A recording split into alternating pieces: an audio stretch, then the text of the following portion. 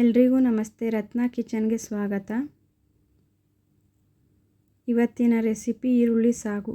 ಈ ಸಾಗು ಪೂರಿ, ದೋಸೆ, ಚಪಾತಿಗೆ ಒಳ್ಳೆ ಕಾಂಬಿನೇಷನ್. ಈ ಸಾಗು ಮಾಡೋದು ಹೇಗೆ ನೋಡೋಣ ಬನ್ನಿ. ಮೊದಲಿಗೆ ಒಲೆ ಹಚ್ಚಿ ಒಲೆ ಮೇಲೆ ಒಂದು ಬಾಣಲಿ ಇಟ್ಟು, ಬಾಣಲಿ ಬಿಸಿ ಆದಮೇಲೆ ಅದಕ್ಕೆ ಸ್ವಲ್ಪ ಎಣ್ಣೆ ಕಾದ್ಮೇಲೆ ಅದಕ್ಕೆ ಸ್ವಲ್ಪ ಸಾಸಿವೆ ಸಿಡಿದ್ಮೇಲೆ ಹೆಚ್ಚಿಟ್ಕೊಂಡಿರೋಂಥ ಈರುಳ್ಳಿ. ಈ ಸಾಗುಗೆ ಸ್ವಲ್ಪ ಈರುಳ್ಳಿ ಜಾಸ್ತಿ ಬೇಕು. ಈರುಳ್ಳಿನ ಫ್ರೈ ಮಾಡ್ಕೊಂಡು ಬೇಗ ಫ್ರೈ ಆಗಲಿ ಅನ್ನೋಕ್ಕೋಸ್ಕರ ಚಿಟಿಕೆ ಉಪ್ಪು ಹಾಕೋತಾ ಇದ್ದೀನಿ. ಈರುಳ್ಳಿ ಸ್ವಲ್ಪ ಕಲರ್ ಚೇಂಜ್ ಆದಮೇಲೆ ಅದಕ್ಕೆ ಅರ್ಧ ಸ್ಪೂನ್ ಜೀರಿಗೆ, ಹೆಚ್ಚಿಟ್ಕೊಂಡಿರೋಂಥ 2-3 ಹಸಿಮೆಣ್ಸಿನ್ಕಾಯಿ, ಸ್ವಲ್ಪ ಕರ್ಬೇವಿನ ಸೊಪ್ಪು ಹಾಕಿ ಚೆನ್ನಾಗಿ ಫ್ರೈ ಮಾಡ್ಕೋಬೇಕು.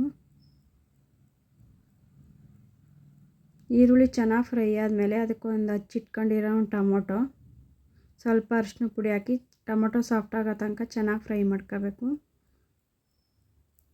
ಟೊಮೊಟೊ ಚೆನ್ನಾಗಿ ಸಾಫ್ಟಾಗಿ ಫ್ರೈ ಆದಮೇಲೆ ಅದಕ್ಕೆ ಅರ್ಧ ಸ್ಪೂನ್ ಅಚ್ಕಾರದ ಪುಡಿ, 1 ಸ್ಪೂನ್ ಗರಂ ಮಸಾಲ ಹಾಕಿ ಚೆನ್ನಾಗಿ ಫ್ರೈ ಮಾಡ್ಕೊಂಡು, ಈ ಮಸಾಲೆ ಚೆನ್ನಾಗಿ ಫ್ರೈ ಆಗೋಷ್ಟರಲ್ಲಿ ಇನ್ನೊಂದು ಕಡೆ ಒಂದು ಬೌಲ್ಗೆ 1 ಸ್ಪೂನ್ ಕಡಲೆ ಹಿಟ್ಟು ಹಾಕಿ ಸ್ವಲ್ಪ ನೀರು ಹಾಕಿ ಗಂಟಿಲ್ದಿರೋ ರೀತಿ ಚೆನ್ನಾಗಿ ಮಿಕ್ಸ್ ಮಾಡ್ಕೋಬೇಕು. ಈಗ ಮಿಕ್ಸ್ ಮಾಡ್ಕೊಂಡಿರೋ ಮಿಶ್ರಣನ ಫ್ರೈ ಆಯ್ತಿರೋ ಮಸಾಲೆ ಜೊತೆ ಮಿಕ್ಸ್ ಮಾಡಿ ಮತ್ತೆ ಒಂದು ಬೌಲ್ ನೀರು ಹಾಕಿ ಸ್ವಲ್ಪ ಫ್ರೈ ಮಾಡ್ಕೋಬೇಕು.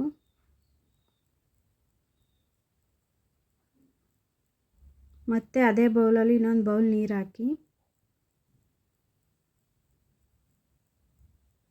ರುಚಿಗೆ ತಕ್ಕಷ್ಟು ಉಪ್ಪು ಹಾಕಿ ಸ್ವಲ್ಪ ಚಿಕನ್ ಮಸಾಲ ಹಾಕಿ 1-2 ನಿಮಿಷ ಚೆನ್ನಾಗಿ ಫ್ರೈ ಆಗೋಕ್ಕೆ ಬಿಡಬೇಕು. ಈಗ ಮಸಾಲೆ ಚೆನ್ನಾಗಿ ಫ್ರೈ ಆಗಿದೆ. ಕೊನೆಯಲ್ಲಿ ಕೊತ್ತಂಬರಿ ಸೊಪ್ಪು ಹಾಕಿ ಸರ್ವ್ ಮಾಡಿದ್ರೆ ಬಿಸಿ ಬಿಸಿಯಾದ ಸಾಗು ರೆಡಿ. ಇಷ್ಟ ಆದರೆ ನೀವು ಒಂದು ಸಾರಿ ಮನೇಲಿ ಟ್ರೈ ಮಾಡಿ. ಲೈಕ್ ಮಾಡಿ, ಸಬ್ಸ್ಕ್ರೈಬ್ ಮಾಡಿ.